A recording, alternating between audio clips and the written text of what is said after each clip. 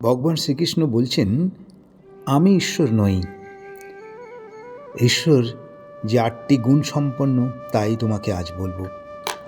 অর্জুন জিজ্ঞেস করছে, এবং সতত যুক্তা এ ভক্তা ত্বাং পর্যুপাসতে এ চ অপি অক্ষরম অব্যক্তম তেষাং কে যোগ বিদ্যমা। অর্থাৎ যেসব ভক্ত নিরন্তর তোমারই উপাসনা করেন এবং যারা নিরাকার অবিনাশী অক্ষর ব্রহ্মের উপাসনা করেন, তাদের মধ্যে যোগ্য বেত্তা বা শ্রেষ্ঠ কে?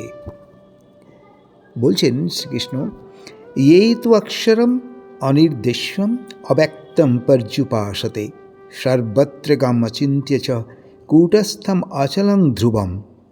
অর্থাৎ যে অক্ষর, অর্থাৎ যার ক্ষয় নেই, অনির্দেশ্যম যাকে বাক্য দ্বারা প্রকাশ করা যায় না, অব্যক্তম ভাষা দ্বারা ব্যক্ত করা যায় না, সর্বত্রগম যিনি সমস্ত দেশ কাল বস্তু ব্যক্তিতে পূর্ণরূপে বিদ্যমান, অচিন্ত মন বুদ্ধি চিন্তার অতীত, কূটস্থম নির্বিকার যাকে বিকারগ্রস্ত করা যায় না, অচলং প্রকৃতি সর্বদা সচল হলেও ঈশ্বর সচল হয়েও অচলমান, ধ্রুবম নিশ্চিত সত্য ও নিত্য।